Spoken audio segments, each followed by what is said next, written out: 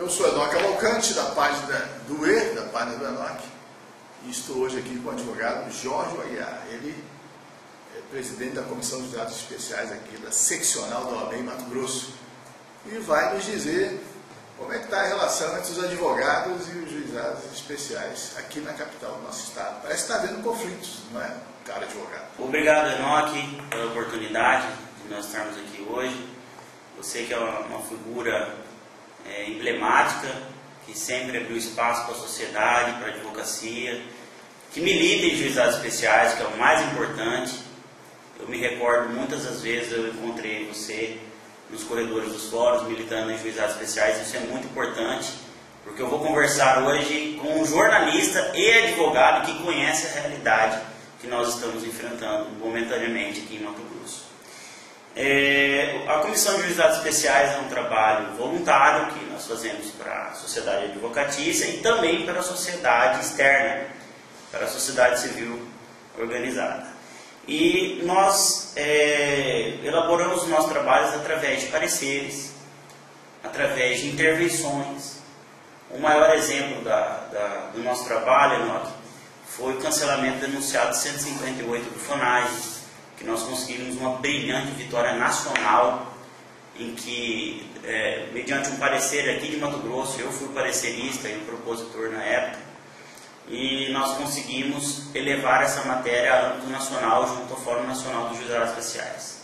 E hoje, se tem um advogado lá em São Paulo, se tem um advogado no Rio de Janeiro, nos grandes centros, no Nordeste, no Amazonas, no sul do país, que recebe os seus honorários advocatícios quando há parcial provimento de algum recurso, é por causa de um trabalho da Comissão de Juizados Especiais de Mato Grosso. Em relação a esse conflito que se instaurou nesses últimos meses, é importante dizer que é um conflito bom, que é um conflito de entendimentos da magistratura que se instaurou aqui agora. Houve uma mudança bastante significativa no quadro de juizados aqui em Cuiabá, quando muitos deles, a exemplo, o desembargador Dirceu dos Santos, desembargadora Serginho Marcondes Alves, desembargadora Maria Aparecida Ribeiro. Então, houve uma mudança do cenário de juízes e juizados especiais, e aí passaram-se a obter novos entendimentos. Então, mudou um pouco a realidade da atividade advocatícia, e é claro, como bons advogados que somos, nós vamos buscar a melhor jurisprudência para os nossos clientes. Entendemos que nesse momento nós tínhamos anteriormente uma realidade com uma jurisprudência muito melhor para a sociedade, porque eram jurisprudências que realmente mudavam a realidade social. Enoque, eu lembro quando eu era pequeno, menor, um adolescente, filho de comerciante que sou, quando meu pai às vezes entregava um cheque para eu fazer um serviço de banco para ele, e eu passava ali 3, 4, 5 horas na fila de banco. Até que veio a famigerada lei da fila dos bancos, e aí se passaram com as condenações, a princípio do Dr. Iales Sabo Mendes, que é um brilhante juiz, um cara que merece todo o respeito da advocacia mato-grossense, não que os demais não mereçam, mas que ele sim começou a fazer essa lei ser cumprida e essa lei fazer a realidade social mudar. Então, sedimentou-se ali que aproximadamente de 1 hora para cima agredia-se a intimidade da pessoa e ele aferia ali um valor justo pelos danos morais sofridos na espera da demora do banco. O que isso mudou para a sociedade? Isso mudou que a sociedade passou a ter cadeira para sentar na fila, passou a ter água mineral para tomar no calor de Cuiabá, passou a ter biombos, eles passaram a criar biombos para a segurança, aí foi uma promulgação de uma outra lei, passou a ter banheiro, coisa que não tinha. Se um cidadão precisasse ir ao banheiro, ele ia ter que sair do estabelecimento, perder a fila do banco. Passou a ter senha, porque antes o cidadão ficava em pé, Faziam aquelas previsão. Filas de caracóis gigantescas e agora passou a ter senha. Aí vem agora a formulação da turma recursal única e cancelou essa súmula criada pela primeira formação da turma recursal única e a nosso critério uma decisão desacertada, porque agora a população ficou à mercê da sorte, ficou à mercê de uma incerteza do que vai acontecer. Uma realidade que havia sido transformada, hoje que temos uma incerteza. Então, por isso que a OAB de Mato Grosso, nós reunimos toda a primeira quarta-feira do mês, às 16h30, e nós passamos a discutir essas transformações.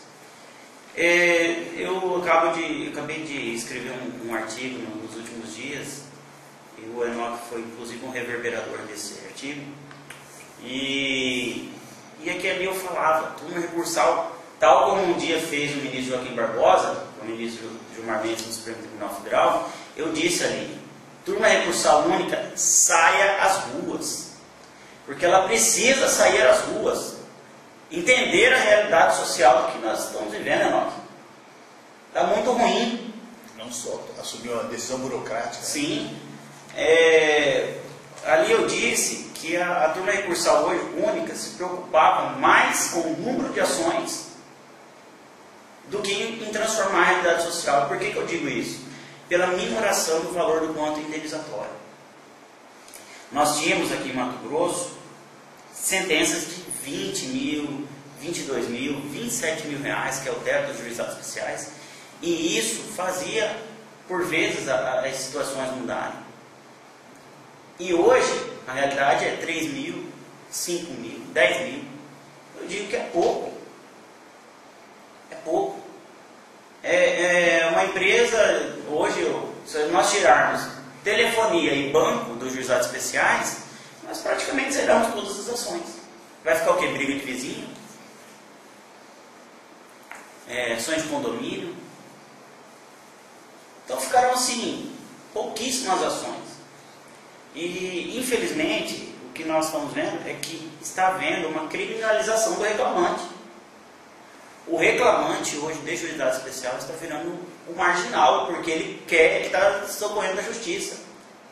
Se esquecendo o judiciário mato-grossense, que em 95, o que aconteceu foi que eles conclamaram o cidadão à justiça.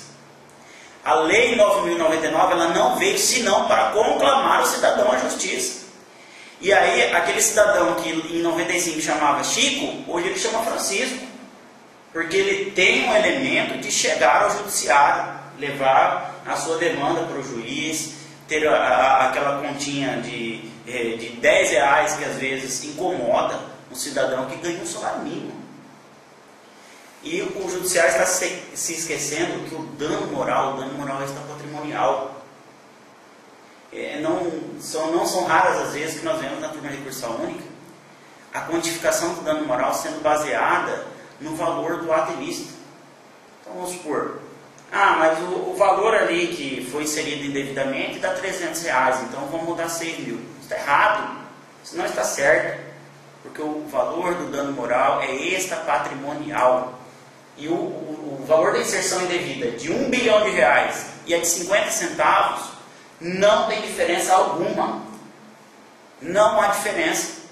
Porque para o cidadão, o nome dele está negativado em 50 centavos ou em 1 bilhão de reais. E o trabalho que dá para o cidadão é o mesmo. Ele vai ter que contratar um advogado, ele vai ter que se socorrer de uma liminar para retirar o nome, ele vai estar enxovalhado pela sociedade como mal pagador, como caloteiro, e infelizmente não está vendo uma contrapartida. Existem umas teses de enriquecimento ilícito, mas eu gostaria de desafiar qualquer um da sociedade a me dizer quem fica rico com 27 mil reais. Enoque, já passou o tempo que um carro popular custava 15 mil reais no Brasil. Hoje um carro popular, hoje, brincando aí, é 45 mil reais. Então 27 mil reais em nada vai transformar a vida de alguém, fazer de alguém um milionário, uma pessoa rica, e muito menos para essas instituições, que eu acredito que seja o câncer, o grande câncer dos juizados hoje. Ele não vai abalar em nada as estruturas, até mesmo porque o valor do dano moral eles já imputem no valor do serviço prestado. Os juizados, né, sofrem esse impacto dessa decisão aí da turma recursal que suspende as súmulas relativas ao dano moral na fila de banco.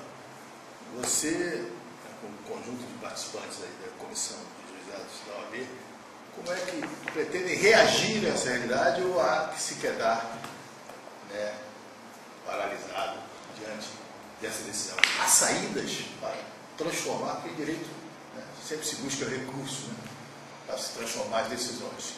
O que vocês têm pensado nos debates que têm ocorrido aqui na OAB? Sim. Primeiramente, a súmula, a nosso ver, ela foi cancelada de uma forma muito equivocada. Porque a súmula ela vem justamente para dar segurança jurídica ao jurisdicionado. Então, o que acontece? A turma recursal única ela tem prazo de composição. A primeira composição ficou apenas 1 ano, com um brilhante trabalho. Isso ninguém há de falar palavras contrárias ao brilhante trabalho que eles fizeram. Inclusive, nós fizemos uma moção de elogios e apresentamos à Corregedoria Geral de Justiça quando do término do primeiro ano da turma recursal única, elogiando aqueles juízes, os magistrados e os servidores, porque justamente eles tiveram um empenho muito grande para zerar o número de recursos. Agora, uma vez estatuída as súmulas, justamente para ter essa segurança jurídica, a nosso critério, o entendimento da OAB de Mato Grosso e mais precisamente da Comissão de Juizados Especiais, é que jamais ela poderia ter sido derrubada ou cancelada tão rápida. Porque se é para causar segurança jurídica, algo que se cria, uma uniformização da jurisprudência em 1 ano, 6 meses depois ela é derrubada, é justamente dizer para o jurisdicionado que não há segurança alguma jurídica. E para piorar, nós ficamos num lapso de aproximadamente de 6 a 7 meses com o descumprimento da súmula da própria turma recursal única. Porque existia a súmula e os juízes não aplicavam. O que faremos como advogados, como instituição, o que dá para ser feito? Primeiramente, cada advogado tem que utilizar os recursos, tem que recorrer das decisões. E como instituição, infelizmente, nós não temos como provocar um CNJ, o Conselho Nacional de Justiça, não para esse tipo de situação.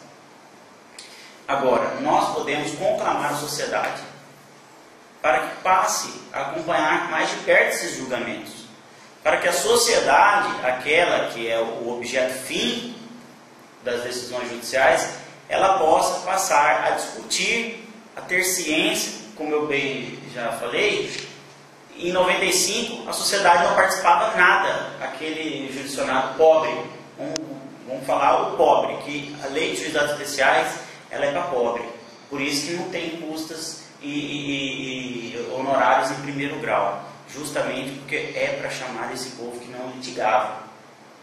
Não que ele não tinha demanda, mas é porque ele não litigava, porque ele não tinha dinheiro. Então, nós vamos conclamar a sociedade civil para essas discussões. E, como advogado, eu não vou desistir de propor essas ações. Seria importante, inclusive, que houvesse um novo volume de ações, que justamente. O povo, somente quem está nas filas, sofrendo nas filas, que reaja. Né? Justamente. A grande diferença da súmula e sem a súmula. Agora eu vou explicar. Quando a Câmara Municipal de Cuiabá promulgou essa lei, a proposta da vereadora Vera Araújo, isso, do PT, as decisões judiciais, quando passaram a serem discutidas nos juizados especiais sobre fila de banco, elas eram observadas e fundamentadas sob a ótica do descumprimento da lei da fila de banco. E com a súmula 17 da turma recursal única, ela deixou o descumprimento da fila de banco e passou para o Código de Defesa do Consumidor. Porque dizia, a súmula 17, gera dano moral à espera demasiada na fila de banco. Somente. E se você passar a verificar as decisões da turma recursal única desta época, eles sequer analisam a lei municipal, mas sim o Código de Defesa do Consumidor. Por quê? A tese defensiva dos bancos, à época, era uma tese de inconstitucionalidade da lei municipal. Inconstitucionalidade essa que sequer existe, porque já foi objeto de jurisdição do Supremo Tribunal Federal, e o Supremo Tribunal Federal entendeu que não há inconstitucionalidade da lei municipal na espera de fila, porque ela não analisa tempo do funcionamento bancário. A diferença, se a lei observasse que o banco, ao invés de fechar às 16 horas, deveria fechar às 18, haveria a inconstitucionalidade da lei. Agora, uma lei que vem para amparar o direito do consumidor, não há inconstitucionalidade.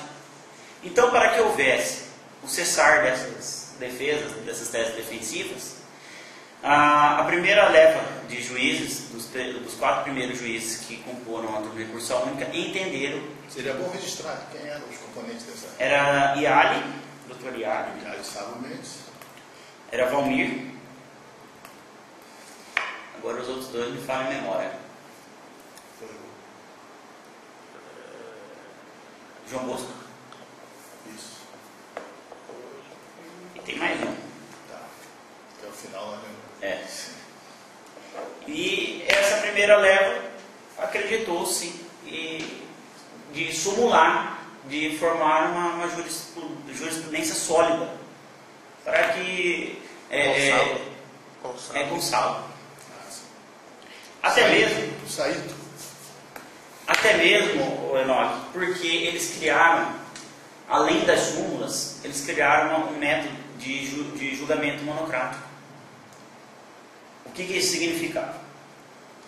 Quando você ganhava 7 mil reais, por exemplo, de fila de banco em primeiro grau, lá no juízo de piso, o banco recorria, subia o recurso, caía sob a relatoria do doutor Iali Sávio Mendes.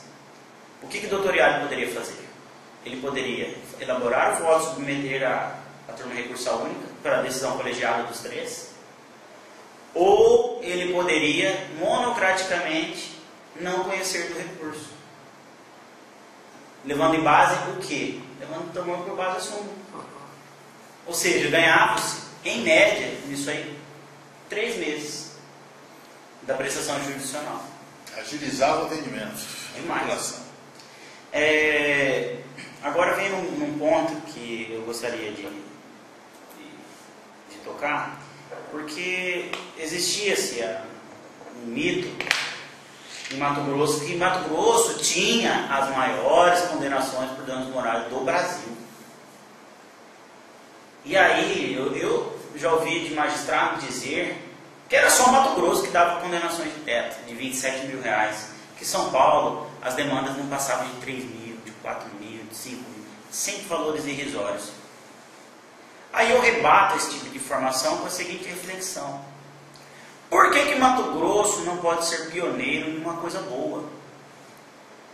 Enoque, antes da doutora Maria Berenice Dias, que à época era juíza do Estado, do Tribunal de Justiça do Estado do Rio Grande do Sul, decidir pela adoção por casais homossexuais, qual juiz no Brasil que dava adoção para casais homossexuais? Nenhum. Precisou uma juíza lá no Rio Grande do Sul decidir conceder a adoção para um casal homossexual, para todo o Brasil achar bonito, aí todo mundo passou a achar bonito e todo mundo passou a conceder essas adoções para os casais homossexuais, levando em princípio que o menor estava nas ruas, mas não estava com um casal homossexual. Que ironia é essa?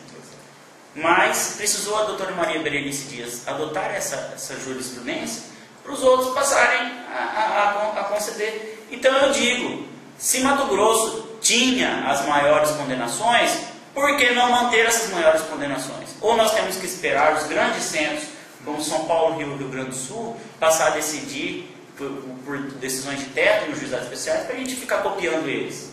Por que São Paulo não pode nos copiar ao invés do contrário? Então, como eu disse, nós temos que ser pioneiros em coisas boas. Se nós queremos as transformações que nós almejamos, isso passa pelo judiciário. Se nós queremos uma educação, um povo educado, não adianta o judiciário ficar incentivando o ato ilícito com condenações baixas. A educação de um povo passa por isso aí. Nós acabamos de enfrentar no Brasil, de ver pelo televisor, o recente caso do goleiro Bruno. E o que tem a ver, Enoque? Goleiro Bruno, juizados especiais. A mãe da vítima, quando ela acabou de sair do tribunal, ela bradava plenos pulmões: é pouco, 20 anos é pouco, eu vou recorrer. Ela bradava isso. E isso significa que o senso de justiça do povo brasileiro mudou. Condenações de R$3.000 contra telefonia é pouco. Condenações de R$5.000 contra a banca é pouco. Ganham bilhões. Ganham bilhões. São os únicos que conseguem quadruplicar, elevar a 10ª potência os seus faturamentos anuais. E o povo? E o povo cada vez ficando mais pobre? E não abre mão das taxas. Não abre mão de nada. Uma situação que nós estamos enfrentando como OAB, e aí eu faço menção não somente à Comissão de Juizados Especiais, mas também à Comissão de Acesso à Justiça, que irá ser provocada por nós, é que a turma recursal única agora, para tentar viabilizar o recurso, agora o que eles estão fazendo? Uma condenação de R$3.000 de primeiro grau. Para o meu cliente é pouco. Eu vou recorrer. Então, o meu cliente hipossuficiente, pobre, que ganha R$2.000, que no Brasil, em estudos comparados, acredita-se que o salário mínimo no Brasil deveria ser, em média, de R$2.500. Então, R$2.000 hoje é pobre, quem ganha R$2.000. E aí, ingresso com o recurso pedindo os benefícios da justiça gratuita. O que a Igreja Turma Recursal está fazendo? Eles estão improvendo o recurso, ou seja, você perde o seu recurso, e aí eles estão condenando em honorários para descontar do valor do dano moral que o cidadão vai receber. Isso é uma realidade que está acontecendo. Isso é um absurdo que está acontecendo. Porque, primeiro, Enoque, não há impugnação aos benefícios da justiça gratuita. É uma decisão que pode ser imputada como maliciosa. Justamente. Não há nesses processos que eles estão fazendo isso, a impugnação aos benefícios da justiça gratuita. Porque nós temos meios processuais para se combater a justiça gratuita. Se eu alegar para um cliente meu que é rico, que ganha R$30.000 por mês, que ele é pobre na acepção jurídica do termo, e não o for, o meu cliente vai ser penalizado, e se eu mentir, eu também serei penalizado como advogado. Certo? E existe um remédio processual para isso, chama-se impugnação à justiça gratuita, aos benefícios da justiça gratuita. Não estão fazendo isso, e a Turma Recursal Única está julgando em favor desses advogados, de banco e de telefonia. Isso é um cuidado que tem que ser observado. E até mesmo que, se não há a impugnação, existe uma execução de honorários. Poxa, existe instrumento próprio. O STJ acabou de entender, sumular, há um ano e meio atrás, que não incide nem imposto de renda sobre o valor do dano moral. Não incide nem imposto de renda.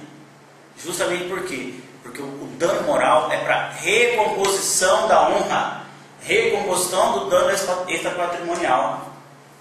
Aí vem a Turma Recursal Única de Mato Grosso e está jogando tudo isso na lata do lixo.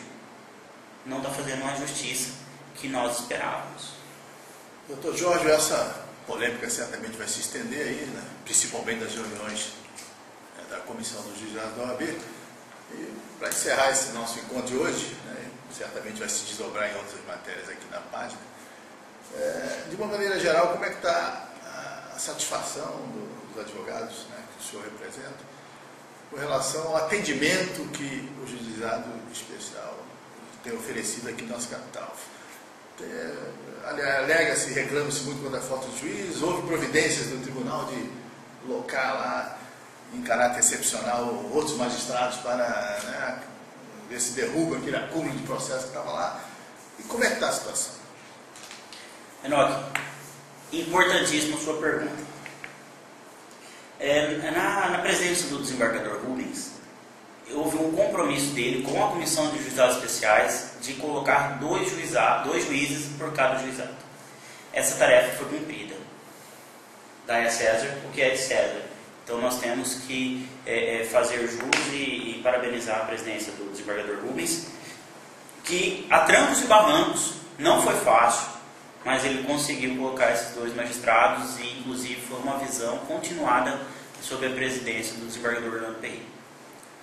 A visão da advocacia hoje, ela está totalmente insatisfeita com a estrutura que se apresenta e passa inclusive por tudo isso que nós falamos aqui. Agora, nós temos que relevar também que nós tivemos uma reunião com o desembargador Carlos Alberto, que hoje é presidente da coordenação dos juizados especiais do Tribunal de Justiça, e o desembargador Carlos Alberto, juntamente com a presidência do Tribunal de Justiça, eles estão com o projeto já inteiramente prontos da criação do complexo dos juizados especiais. Estamos precisando ainda de uma questão orçamentária, de verba mesmo. Nós estamos tentando, como Ordem dos Advogados, entrar em contato com alguns senadores, justamente para nós buscarmos essas verbas. Dentro deste complexo vai ter espaço para 20 juizados. E tudo que se referir a juizados vai ser nesse complexo. Então, vai para lá. Hoje, os 6 juizados cíveis, Fazenda Pública, Juvan, SAI, Serviço de Atendimento Imediato. Então, tudo que se falar, se referir em juizados especiais, a ideia do tribunal hoje, e é uma ideia que merece bastante louvor, é essa ideia de se criar o complexo dos juizados especiais. A OAB está militando justamente para tentarmos essa verba junto aos senadores da República. Já tentei marcar uma audiência com algum deles. Estamos apenas numa questão de agenda, mas nós vamos conseguir. Já estou com um projeto em mãos. O projeto arquitetônico? Todo o projeto. O desembargador Carlos Alberto disponibilizou a Comissão de Juizados Especiais justamente para que nós pudéssemos fazer essa busca orçamentária. Vamos fazer essas reuniões e vamos tentar melhorar essas condições de trabalho. Porque uma questão da visão, tanto do presidente Maurício Alves, da nossa instituição, como da Comissão de Juizados Especiais, é não fazer mais situações paliativas para o advogado. Nós não queremos mais fazer aluguel de um espaço para funcionar 3 juizados. Nós queremos situações definitivas. Nós estamos buscando situações definitivas para melhorar para sempre a vida do advogado e da sociedade que representamos. Então, nos reunimos e como há espaço para 20 juizados, ou seja, vai pegar todos que nós temos, ainda vai sobrar uns 10 espaços para mais juizados, criações de mais vagas. Já se acomoda a possibilidade de ampliação. Uma ampliação, já tem essa capacidade de ampliação. Então, esse é o nosso entendimento e estamos tentando melhorar a vida do advogado. Dia de hoje, aqui no dia 23, né, de outubro, quem se dirige ao juizado, certamente que não é atendido imediatamente. As coisas estão sendo jogadas ainda para quem entra com ação hoje, só vai ser atendido em janeiro, fevereiro, para a primeira audiência de conciliação. E solução imediata para essa situação não desponta no horizonte. É uma visão que o tribunal precisa adequar. Os mutirões, a experiência nos diz que mutirão, às vezes, não é a melhor opção. Não tem sido satisfatório? Não tem sido, eu acredito que não. A sua avaliação? Na minha avaliação. Eu não posso falar... Eu advogado dizer, não é mutirão, é mentirão. As coisas da advocacia. Então nós precisamos ter um pouquinho de critério, né? Agora, os juízes leigos, acredito sim que com cuidado ele possa ser uma solução. E por que eu digo com cuidado? Quando a instituição, a entidade juiz leigo foi novamente lembrada pelo judiciário, foi no último FONAGE, no penúltimo. Eu estava lá, foi em Búzios, em dezembro de 2012 eu estava lá, quando eu vi a presidência do FONAGE falar que a grande salvação dos juizados eram os juízes leigos. Mas uma reflexão precisa ser feita. A primeira vez que se pensou em juiz leigo em Mato Grosso, pensou num salário bom, pensou-se num salário justo para aquela condição. Ele ia oferir aproximadamente 1/3 ou 1/4 do que um juiz togado ganha. Então, assim, é um salário que o cidadão vai conseguir manter a casa dele.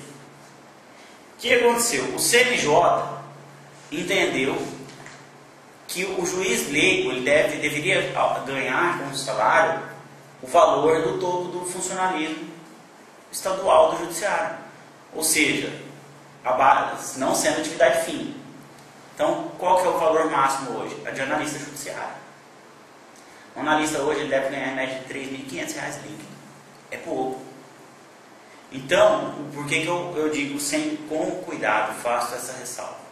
Porque juiz leigo, antes de ser juiz leigo, ele é advogado. Ele precisa ser advogado. Então, ele tem as suas concepções, ele tem a sua capacidade de formulação de ideias formada. Só que existe um porém. As decisões do juiz leigo, elas serão sempre submetidas ao juiz togado. Então, imaginemos aqui, eu, juiz leigo, em determinado caso, eu vou dar o teto dos juizados especiais, R$ 27.000. Aí, só que a minha decisão estará sendo submetida ao juiz togado. Isso cria um risco seríssimo de, ao invés de juiz leigo, nós criarmos assessores de luxo. Por que assessor de luxo? Porque o assessor hoje não pode fazer audiência, e o juiz leigo pode. Audiência de instrução e julgamento. Então, aqui é uma visão que nós temos que ter muito cuidado. E o judiciário precisa abrir os olhos, senão corre-se no risco, inclusive, de ninguém querer ser juiz togado, porque ganha pouco e não tem autonomia nenhuma. Agradecemos ao advogado Jorge Aguiar por nos receber, conversar com a gente, e vamos desejar que a Comissão de Juizados Especiais do OAB continue, né, com essa dinâmica, fazendo o seu trabalho. Parece que vocês têm conseguido, inclusive, ampliar a presença pelo território mato-grossense, fazendo reuniões em outros fóruns e com uma boa audiência. Sim. Enoque, eu que agradeço a atenção. Você é uma pessoa atinada à sociedade. Você e sua equipe, Roberto, estão sempre trocando ideias, sempre antenado com a sociedade. A Comissão de Juizados Especiais está aberta para a sociedade, para o público, para o advogado, para os procuradores, para o defensor público, para todo mundo. Nossas reuniões é toda quarta-feira, às 16h30, no plenário menor da OAB. Uma vez por mês? Uma vez, uma ordinária. Né? Se houver necessidade, nós abrimos mais primeira quarta-feira de todo mês. De cada mês. Isso, às 16h30. Isso. Quem quiser participar, trazer sua demanda. Sua demanda. Traz que nós fazemos um parecer, nós vamos lutar pelo advogado, nós estamos aqui pelo advogado e pela sociedade. Muito obrigado, Dona Ana.